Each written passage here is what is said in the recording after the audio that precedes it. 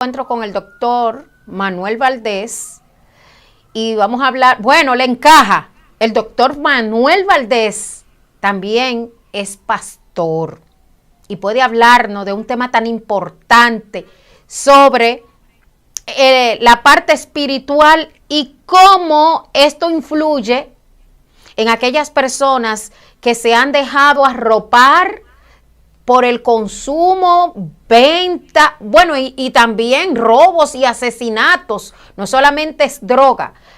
Doctor Manuel Valdés con nosotros, gracias una vez más. Aracelis, ¿qué tal? Es una gran bendición poder estar con ustedes en esta oportunidad.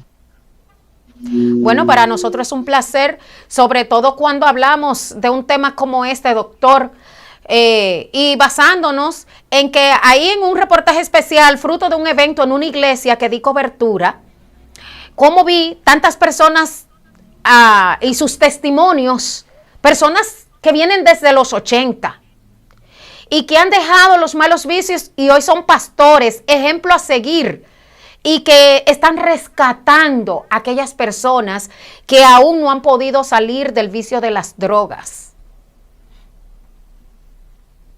Sí, bueno, para comenzar, Aracelis, es casi imposible que una persona pueda librarse por voluntad propia de las adicciones, específicamente las drogas y muy específicamente ciertos tipos de drogas.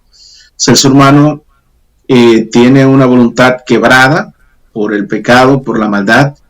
Vienen la mayoría de personas de hogares disfuncionales, de trastornos sociales, traumas, agresiones emocionales y morales, y todo eso va llevando a la persona a una búsqueda de esa plenitud no existente, ese vacío existencial y emocional que la persona tiene, lo empuja a la búsqueda de una respuesta, y de ahí entonces que las adicciones le dan esa alternativa. Ahora, una vez la persona cae en la red, en la trampa de un vicio, cual sea, drogas, alcohol, el tabaco, la nicotina y otras sustancias ilícitas, la persona va a necesitar refuerzo.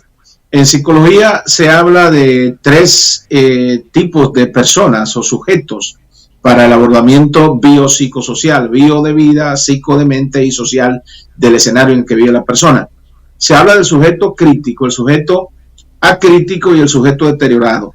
El sujeto crítico es alguien que sabe lo que le está pasando o puede tener una idea más o menos clara de cuál es la naturaleza o causal de su problema. El sujeto acrítico tiene una idea aproximada de lo que le está pasando, pero no entiende completamente qué es lo que le está pasando o le podría pasar. Y el sujeto deteriorado no tiene capacidad para entender lo que le está pasando ni lo que le podría pasar. Entonces, esos son los que yo digo, doctor, que se le fundió el cerebro. Exacto, en ese estado crítico donde la persona ya tiene una condición degenerativa mentalmente, emocionalmente, necesita la intervención. ¿Cuál? Primeramente, ante todo, como usted lo planteaba, la intervención espiritual. ¿Por qué? El ser humano es un ser espiritual que viaja en el tiempo hacia su destino eterno. Y a mí me apasiona hablar de este tema porque es lo que he hecho por 37 años de vida de fe, desde el 1987, cuando Dios me llama estando en una fortaleza militar en la República, y desde allí pues camino en la fe cristiana, y gracias a Dios por esa bendición de poder haber alcanzado mi alma para salvación, y sobre todo darme el privilegio de estar ocupado en ayudar a transformar vidas de manera integral. Entonces, el ser humano tiene una condición de ausencia de capacidad propia en muchos de los casos para rediseñarse. Por eso entonces Jesús dice: y conoceréis la verdad, y la verdad os hará libres. Ese famoso texto de Juan 8:32 que está en el escudo de la bandera dominicana. Conoceréis la verdad, o sea, para que la persona sea libre, Aracelis, y a ustedes telespectadores, necesita el conocimiento de la verdad. Pero ¿cuál es la verdad? La verdad es cómo puedo salir de este estado de trauma. ¿Quién me puede ayudar a salir de ese estado de trauma? ¿Cómo yo caí en este estado de trauma? ¿Cómo puedo optimizar las herramientas de las que tengo al alcance para salir de este estado de trauma? Y sobre todo, ¿cuál es el diseño de Dios para mi vida? O sea, ¿qué es lo que el Creador el que me hizo, dice la Biblia, Job 33:4, que sopló aliento de vida cuando estaba en el vientre de mi madre, el que me dio razón existencial, que me envió a la tierra. ¿Cuál es su diseño? ¿Cuál es su esquema de vida para mí? Cuando el ser humano descubre eso, ahí comienza su liberación, porque inmediatamente el individuo sabe por qué está aquí, para qué está aquí, cuál es su misión de vida, cómo implementar el diseño de esa misión de vida para crecer socialmente y ayudar a otros, inclusive a crecer también. Esa persona no va a necesitar recurrir a los vicios. Pero hasta que la persona no tenga ese constructo, esa arquitectura, ese diseño mental y espiritual, esa coraza espiritual, la persona es vulnerable, la persona cae en cualquier estado o situación. Entonces Jesús hablaba pues de la verdad actividades como esta, pues bien encaja y bien funciona para aquellas personas puedan ser liberadas, que puedan ser liberadas espiritualmente y que salir de esos malos vicios.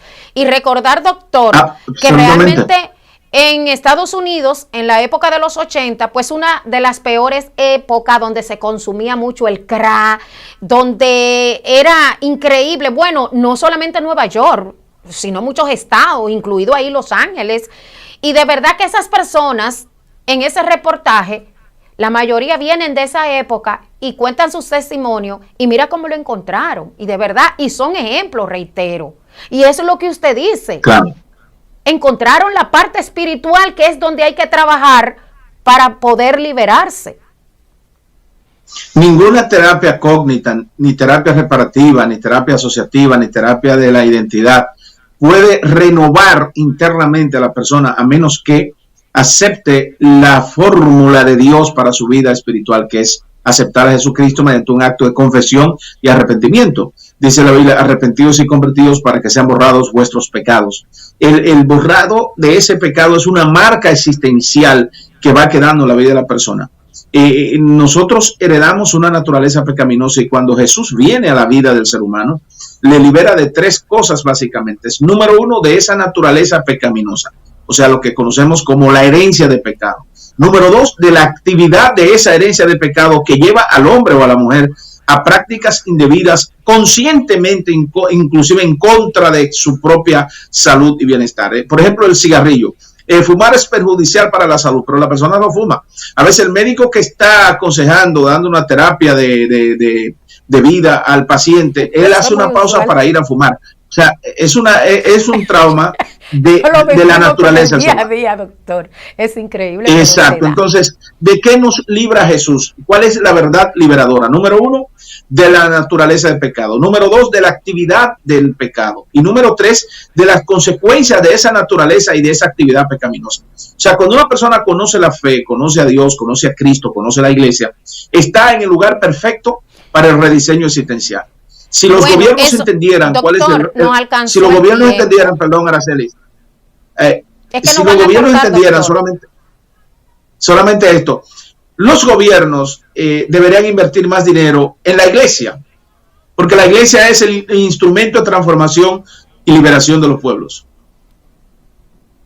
Realmente es así, ojalá se invierta esos fondos porque hacen buenas obras, lo libera espiritualmente y lo salva de la indigencia, lo vuelve y lo trae a la sociedad y así sucesivamente, lo hace personas productivas. Cada convertido es un delincuente menos. Así mismo es. Doctor, muchas gracias, muy buen tema. Gracias a usted.